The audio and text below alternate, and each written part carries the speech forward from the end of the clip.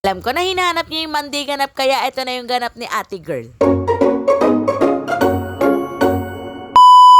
Wala munang intro-intro ng paglilinis yan siya dahil alam ko na nagsasawa na din kayo, kaya tara samahan nyo nga ako dahil dito naman nga yung ganap natin sa school ni Iya. Bali hindi nga nakapang workout outfit ang babae dahil hindi nga yan siya magwo-workout dahil meron nga siyang importanteng gagawin dyan sa school. Bali ayan, sa likod pa nga ng school yung room ni Iya at second floor ngayon, kaya ayan hinatid ko na. Kadating nga namin dyan sa room niya, ate ko ay nako, etong batang to ay nag-uulyanin na ata, kaya eto pandalas nga ako ng paglabas ng school para nga umuwi ng bahay. Kalimutan nga niya yung project niya at ngayon nga yung submission nun, kaloka. Agad-agad na nga kaming umuwi neto ni Kuda Pupalo Fully Paid para nga makuha na yung naiwang project ni Iya. Lang talaga meron nga akong sasakyan na si Kuda Pupalo Fully Paid dahil mabilis lang talaga magpabalik-balik dyan sa school. Yan, at nakuha ko na nga yung project ni Iya at inabot ko na sa kanya. Buti na nga lang inaabangan niya ako dyan dahil nako, kung hindi aakyat pa talaga ako. After ko maibigay kay Iya yung kanyang project ay dyan na nga kami nagdiretso sa garden. At 30 minutes na nga kami ng trabaho sa garden at nauhaw na nga ang mga person, kaya ayan lumabas kami ng school para nga bumili ng yelo na itong best friend ko. At ng 4 na din,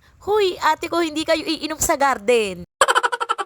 Hirap na hirap pa nga tumawid yan, dalawang yan. Paano ba naman, napakadaming sasakyan, tapos may truck pa nga sa kabila. Karating na nga kami dito sa kantina pagbibilhan namin ng yelo at tapat na tapat lang talaga yan ang school. Ayan, after bumili ng yelo ay bumalik na nga agad kami dito sa school para nga maglagay na ng yelo dito sa jug dahil uhawan na talaga ang mga person. Nauna na nga ang babae na yan uminom ng tubig at grabe, napakasarap ng malamig na tubig. Kung ako lang mga ate ko, pero hindi talaga sanay ang babae na yan na hindi malamig yung tubig na iinumin niya. Hindi malamig yung iniinom niya, feeling niya hindi pa rin siya uminom ng tubig. Nga ito yung mga ginawa namin sa garden ay nako, nagpa-video nga ako sa best friend ko pero hindi niya yata napindot. Akala niya lang talaga binibidyohan niya ako pero hindi. Buti na lang talaga may kuha nga akong picture dahil baka sabihin nyo kain lang yung pinunta ko dito.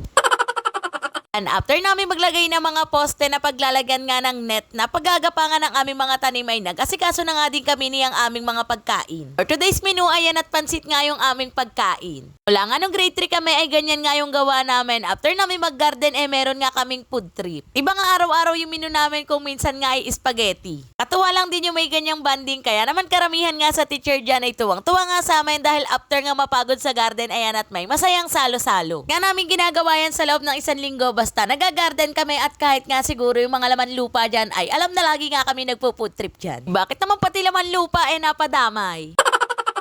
Kaya nga namin makapag-food trip sa garden, ate ko, nagsiuwian na nga kami at yung babae na yan ay nagpalit nga lang ng short at diretso na nga sa pagliligpit. So ko kasi mga ate ko, kapag magpapahinga nga ako ay tapos nga yung mga gawain ko para naman hindi nakakagilty maghila-hilata. And after ko nga magligpit ginawa ko nga lang ito kasama sa routine ko, yung pag-inom nga niyang acai berry. So hanggang dito na lang muna, i-follow mo ako para sa mga next mini vlog natin. Bye!